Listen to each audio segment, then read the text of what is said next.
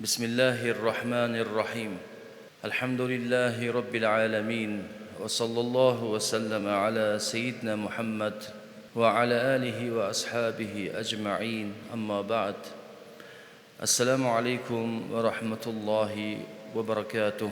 Bugun hijriy 1448-yilning 10-safar kuni juma kuni hammamizga muborak bo'lsin. Alloh subhanahu va taolo xazinasi keng, marhamatning chegarasi yo'q bo'lgan zot, uzoq yaqindan ixlos ila bosib kelgan qadamlarimizga ajrlar yozib, shu qadamlarimiz barobarida gunoh xatolarimizni afv aylasin. Zero u zot G'afurur Rahimdur. Amin ya robbal alamin.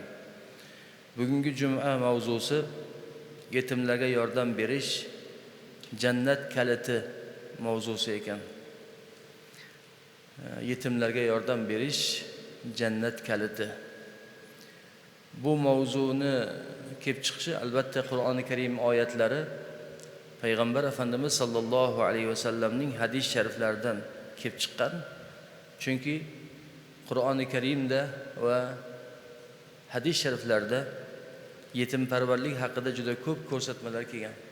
Oyatlar va hadislar ko'p kelgan.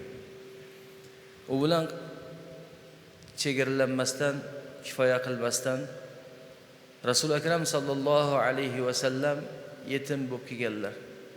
Ya'ni dunyoga kelganlarida yetim edi. Alloh subhanahu va taolo o'zining eng mahbub bandasi, o'zi tanlab olgan bandasi, payg'ambarlarning xotami bo'lgan zot Muhammad Mustafa sallallohu alayhi va alihi vasallamni nima uchun yetim holda kelishini iroda qildi?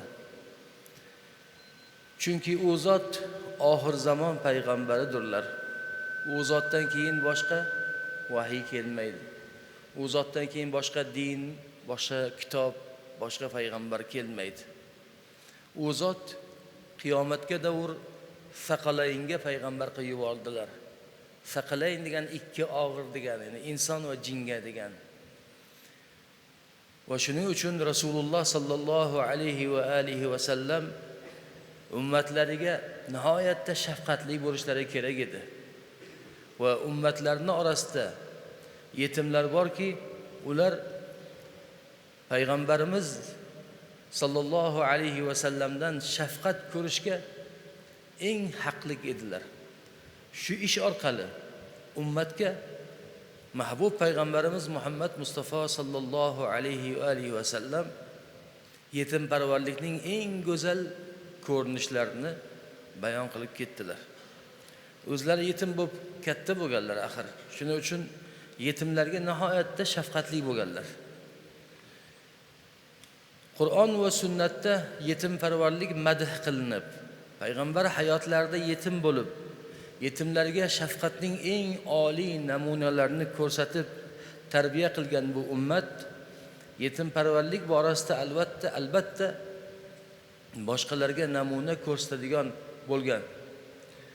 Ayni risola tushgan davrlarda, davru saodatda, so'ngra sahobalar, tobiinlar va ulardan keyingi davrlarda. Ammo bu asrlarimizga kelib dinimizning hamma jabhasidan uzoqlashganimiz kabi yetimparvarlik tamoyillaridan, tushunchalardan ham u qadar uzoqlashdik. Yetimparvarlikka oyat va hadislar qancha bo'lgan bo'lsa, yetimparvarmaslikka shuncha chaqiriqlar, maqollar paydo bo'ldi. Hali yetim qo'zi asrasang og'zi burning moy bo'ladi, yetim bola asrasang og'zi burning qon bo'ladi degan maqol nima uchun to'qilgan deb o'ylaysiz? Bu maqollar xuddi shu yuqoridagi oyat va hadislarning ziddiga to'qilgan. Yetimparvarlikni sindirish uchun, xizmat qilish uchun to'qilgan illat maqollardir. Xo'p, keling biz bugungi suhbatimizda yetimlarga yordam berish, jannat kaliti mavzusi bo'yicha Qur'on oyatlari va hadis shariflar bilan bir karra tanishib chiqaylik. Yetimparvarlik o'zi naqadar bayon qilingan Kalom-i Sharifda va Sunnat Nabaviyda. Alloh taoloning hikmati bu albatta. Alloh taolo ba'zi bir bandalarni to'kin sochinchilik bilan imtihon qilsa, ba'zi bir bandalarni nuqson bilan, kamchilik bilan, yetishmovchilik bilan imtihon qiladi.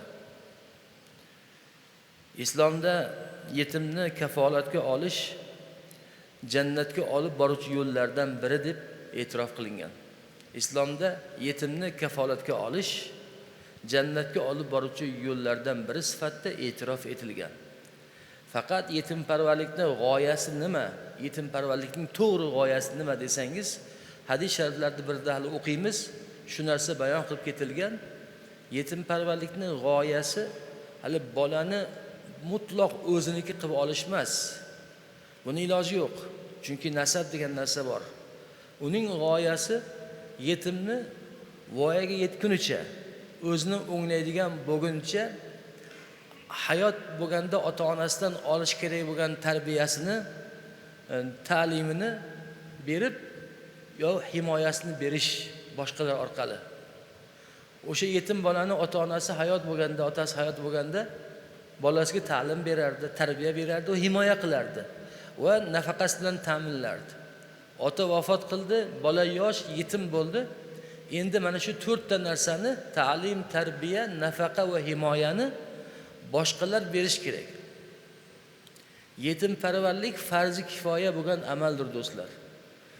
Bir mahallada bir yetim bo'lsa, o'sha yetimni kafolatga olish farzi kifoyaga aylanadi. Butun mahallaning zimmasiga. Kimdir chiqib kafolatga olsa, butun mahallaning zimmasidan soqit bo'ladi. Hech kim kafolatga olmasa, bir mahallada bir yetim qiynalib yursa, yordam ololmasdan butun mahallaning bo'yniga gunoh bo'ladi. O'sha yetimning qiynalganligining kasri butun mahallaning bo'yniga tushadi.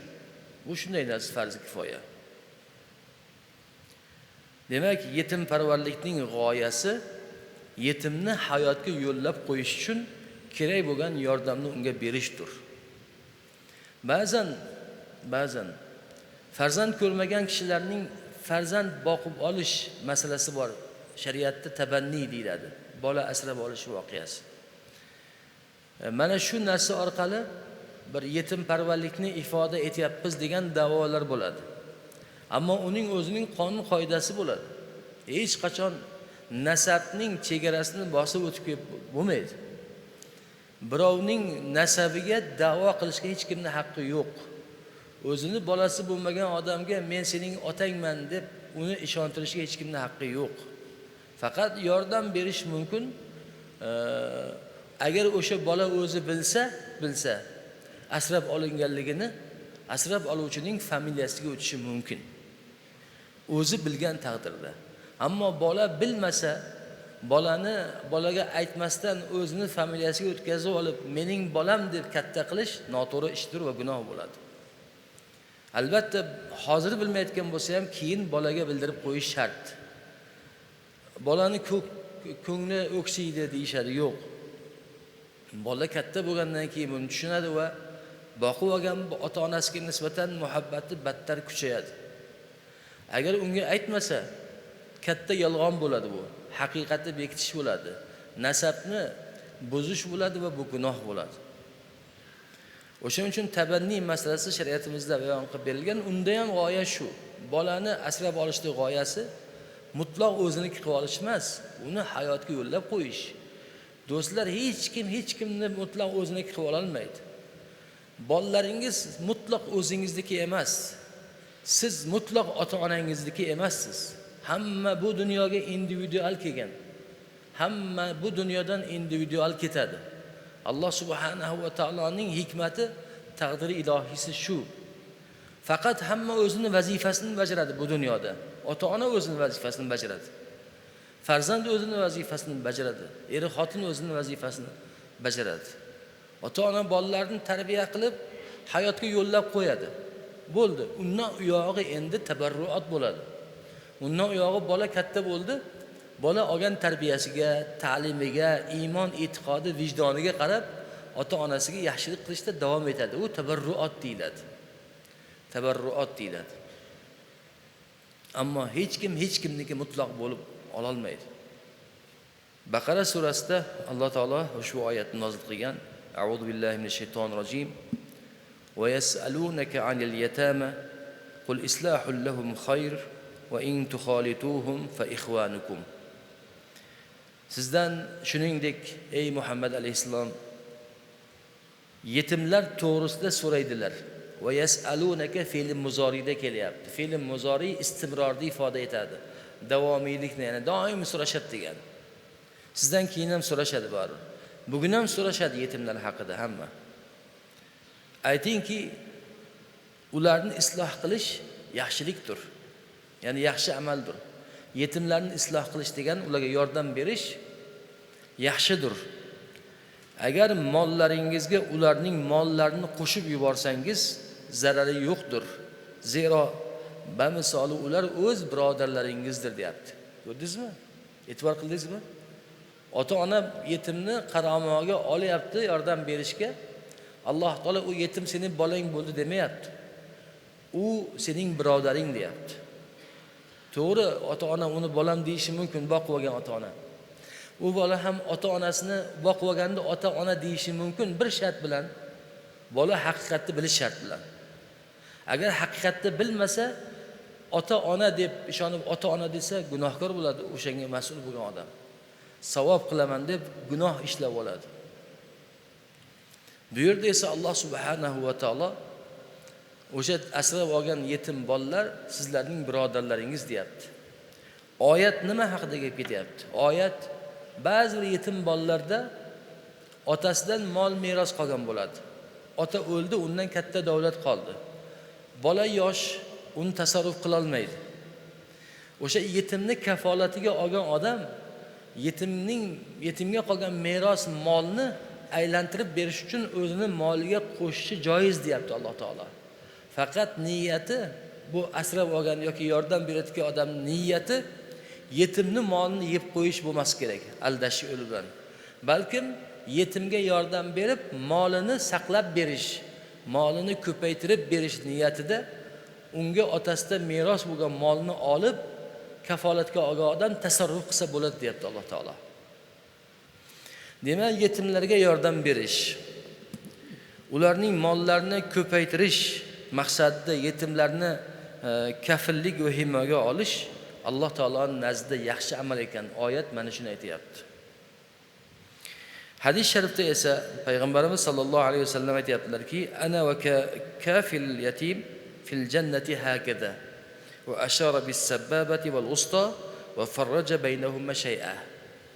Mana bu barmoq sabbaba deyiladi. Bu barmoq vusto, o'rta barmoq. Bu ko'rsatkich barmoq yoki so'kish barmog'i. Arablarda so'kkanda bir "Ey, sen chatoq odamsan" deydi-yu, so'kish deyiladi shu. Shu barmoqdan. Shuning uchun ishora sabboba deb nomlangan. So'kish barmog'i bilan ishora qilish degani bu. Payg'ambar alayhisalom aytayaptilarki, yetimni to'g'ri niyatda kafillikka olgan odam men bilan jannatda mana shunday bo'ladi deb ko'rsatkich va o'rta barmoqlarning orasini ajratib ko'rsatdilar payg'ambar. Ya'ni yaqin bo'ladi deganlari. Yetim va yetimni kafilligiga olgan odam men bilan bu qadar yaqin bo'ladi dedilar payg'ambar alayhisalom. Bu nima degani? Payg'ambarning darajasida bo'ladi degani. Payg'ambar alayhisalom jannatning eng yuqorisida, eng go'zal joyida joy olar ekanlar. Yetimni kafilligiga olgan odam payg'ambar alayhisalomning yonlarida bo'ladi degan. Imom Buxoriy bu hadisni rivoyat qilganlar. Imom Tabaroniyning rivoyatida ushbu jumlalar keladi hadis sharifda. Man damma yatiman lahu aw li ghayrihi hatta yughniyahu Allohu anhu wajabat lahu al-jannah. Kim o'ziga yoki o'zgaga tegishli yetimni, o'ziga tegishli yetim degani akasi, ukasining bolasi yetim qolgan bolasi masalan, yo jiyani yetim qolgan bo'lsa, yoki o'zgaga tegishli begona yetimni toki u o'zini eplay olguncha taomiga qo'shsa, unga jannat vojib bo'ladi dedi. Mana shu hadis sharif yetim parvarlikning mohiyatini bayon qilgan. Qarang, to u o'zini eplay olguncha taomiga qo'shsa degani kafilligiga olsa. Kafilligiga olib u bilan barobar taomida uni sherik qilsa degan ibora bilan ifoda qilyapti payg'ambar alayhisalom bu hadislarda. To u o'zini eplay olguncha. Bo'ldi, o'zini eplab olgandan keyin u hayotga qo'yib yuboriladi. U o'zini hayotini yashab ketadi. Dinimizda yetimlar yo'qchilikdan qiynalmasliklari, yomon niyatli kishilar ulardan o'z qabih niyatlarida maqsadlari yo'lida foydalanmaslari uchun ularga katta e'tibor qaratiladi. Ya'ni islom dini jamiyatparvar, insonparvar dinki, jamiyatda kimdir yetim qolib, yomon odamlar undan o'z qabohatli maqsadlari yo'lida foydalanmaslari uchun jamiyat uni o'zining qaramog'iga olishligini Qur'on oyatlari va hadis shariflar bilan bayon qilyapti. Agar yetimlarni yaxshilar kafolatga olsalar, yomonlar emas, yaxshilar kafolatga olsalar, nima qiladi? Ularga kerakli ta'lim, tarbiyani beradi. Kelajakda ular solih kishilar bo'lib, jamiyatga manfaat yetkazadilar. Ko'rdingizmi? Bu ijtimoiy masala deyiladi. Oxir oqibatda jamiyatning manfaati ko'zlanyapti. Alloh taolo ihsonning haqdorlari haqida orasida ham yetimlarni sanagan. Yas'alunaka madha yunfiqun qul ma anfaqtum min khayrin falilwalidayn wal aqrabin wal yatama wal masakin wa ibnis sabil wa ma taf'alu min khayrin fa innalloha bihi alim. Sizdan ey Muhammad alayhisalom qanday ihson qilish so'raydilar?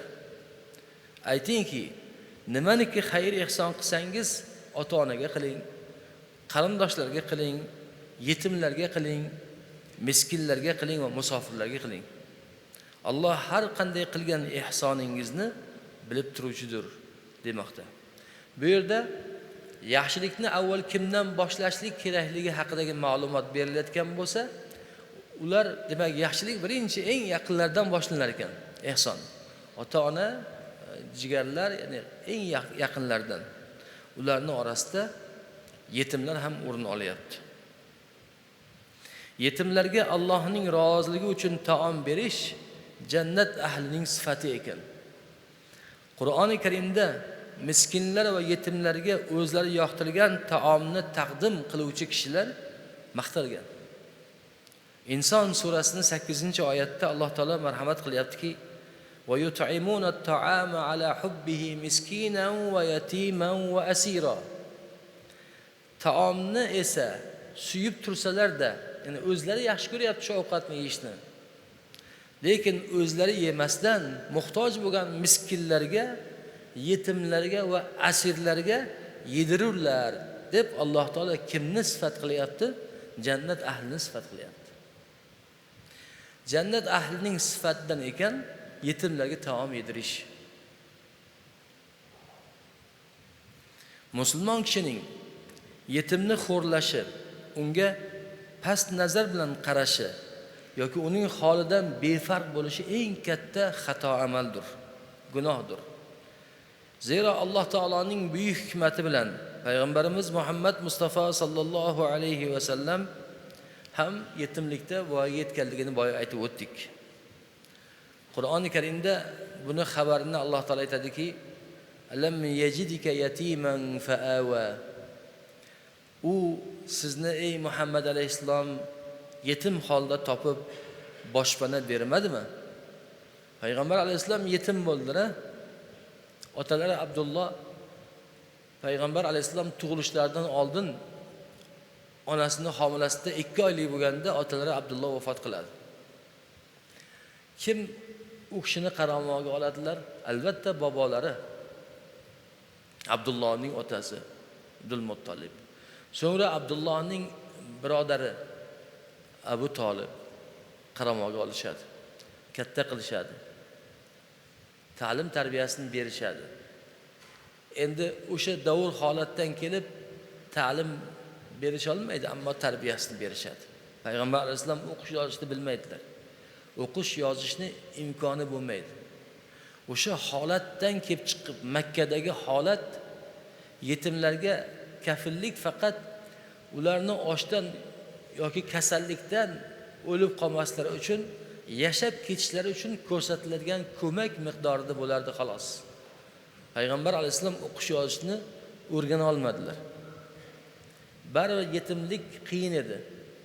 Makka ahlini mollarini boqib kun kechiradilar yoshlik mahallarida. O'shanda mol boqib yurganlarda Makkada 2 marta o'yin kulgi bo'lgan. Bir to'yga o'xshash narsalar bo'lgan ekan. Yosh Muhammad mol boqib yuradi, bolalarga qo'shilib o'sha o'yin kulgi kelganlar to'yga masalan. O'tirib ammo uxlab qolgan. Uyg'onganlarda deydi to'y tarqab bo'lgan. 2 marta shunday hol bo'lgan, 2 marta ham u zot uxlab qoladilar. Va ulg'ayganlardan keyin tijorat qilib boshlaydilar. Payg'ambar alayhisolamning yetim bo'lishlari va qo'y boqishlari u zotni kelajakdagi eng katta muhim bir vazifaga tayyorlash edi. Nafaqat yetimlarga g'amxo'rliklari, ummatga shafqatlik bo'lishlari kerak edi. Shuning uchun hamma payg'ambarlar qo'y boqqan deyiladi. Payg'ambar alayhisalom ham qo'y boqqanlar deydi. Nimaga desangiz, man yar'al g'anama sakkana qalbahu ar-ra'fatu wal-lutfu wat-ta'tif deydi. Qo'y boqqan odamning qalbi yuvosh bo'lib qolar ekan, halim bo'lib qolar ekan. Nimaga? Ertaga ummatga shafqat ko'rsatgan payg'ambar bo'lishlari kerak edi. Ummat asabini buzsa ham ularga qahr qilmasdan rahm qilishlari kerak edi. Hadis ulamolarining odatida, ulamolar uchrashganlarida yoki hadis fani o'qilishida bir odat bor. Musalsal hadislardan ijozat olish so'raladi, berish so'raladi. Bu hadis ilmining odati va hurmati.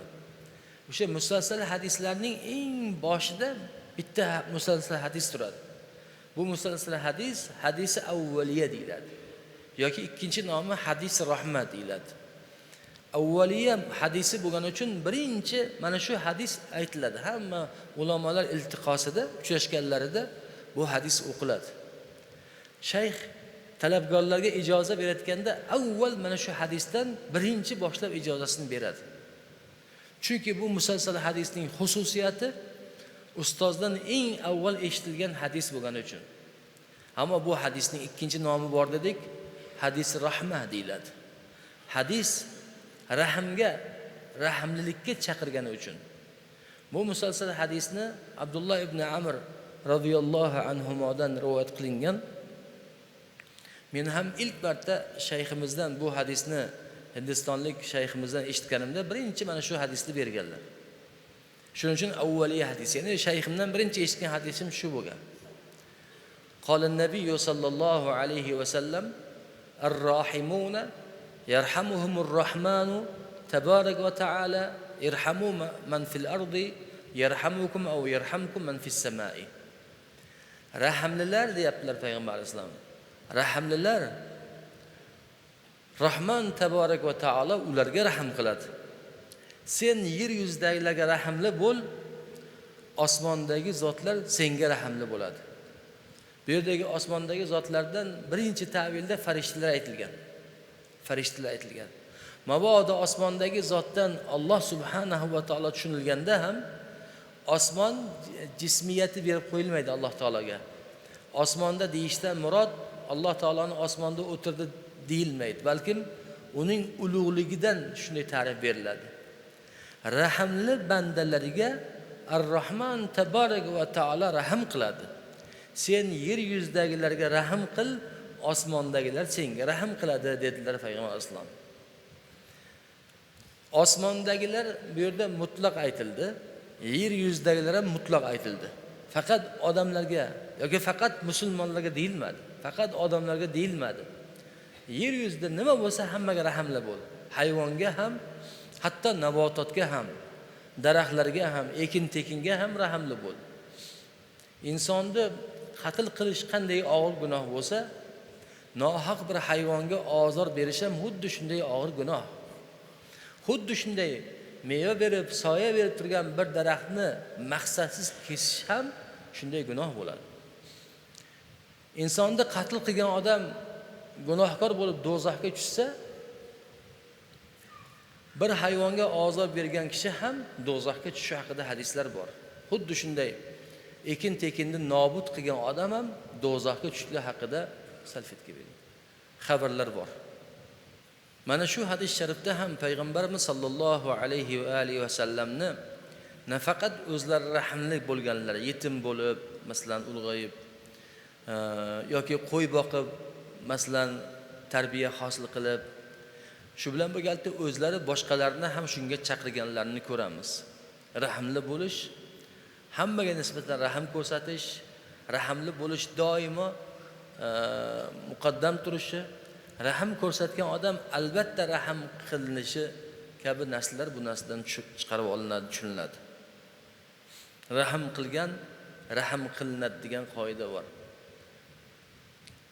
Masalan, bir voqeani aytib berdim sizlarga. Haligi zino qilgan musulmon erkak va bir rivoyatda musulmon bir ayolni toshbiron qilinish voqeasi bor. O'zlari talab keladi. Bizni poklab qo'ying ya Rasululloh deb. Ya'ni do'zaxda azobga chidolmaymiz, bu dunyoda bizni poklab qo'ying.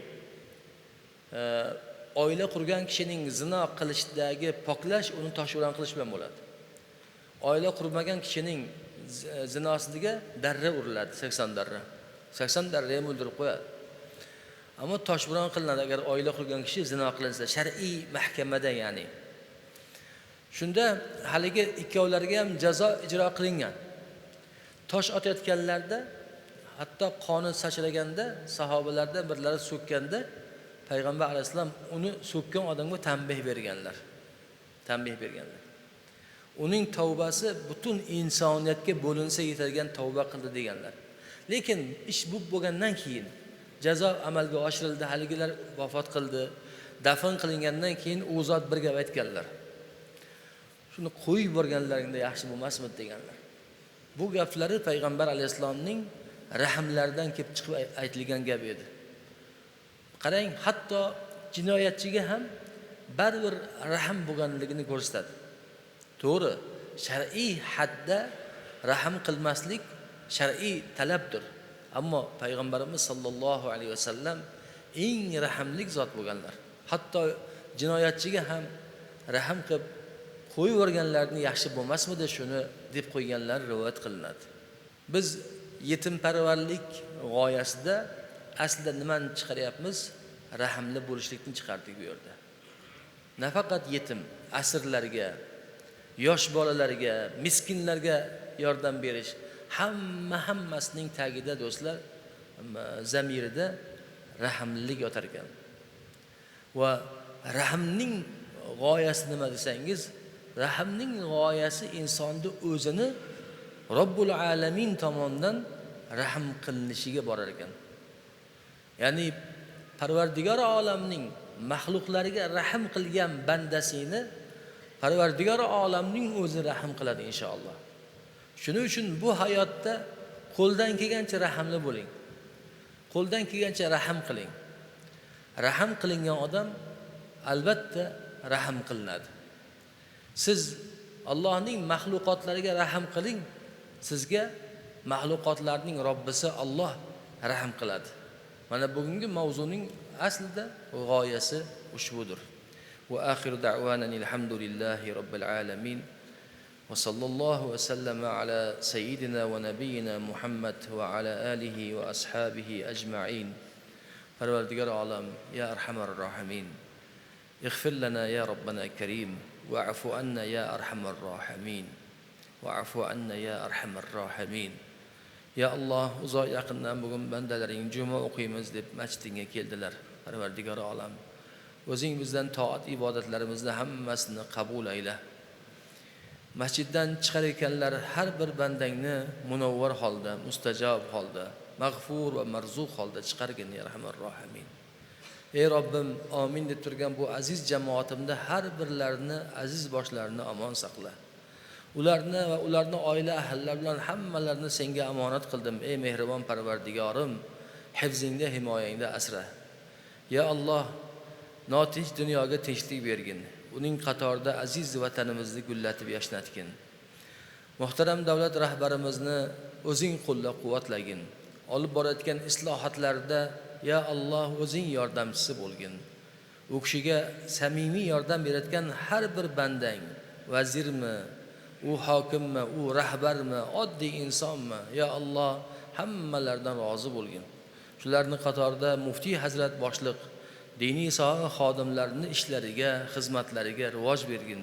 Dini islomni kuchli qilgin. Xalqimizning madaniyatini chiroyli, ma'naviyatini ustun, moliyatini boy qilgin ya arhamar rohimin. Va ko'pchilik duo so'raganlar, xatmi Qur'on qilganlar bor ya Alloh. Hammalarining ehtiyojlari o'zingga ma'lum, hojatlarini ravon ayla. Bir birodarimiz oila ahllari farzandlarining ta'limiga, o'zlarining ishini rivojiga duo so'raganlar. Ya Alloh, u bandangning kimligini o'zing yaxshi bilasan, o'zing unga yordam bergin. U orqali ko'plab solih amallarni yuzaga chiqishda uni o'zing vasila aylagin. Ya arhamar rohimin, ya akramal akramin va ya xayran nasirin. Va sallallohu va sallama ala sayyidina Muhammad va ala alihi va ashabihi ajma'in bi rahmatika ya arhamar rohimin.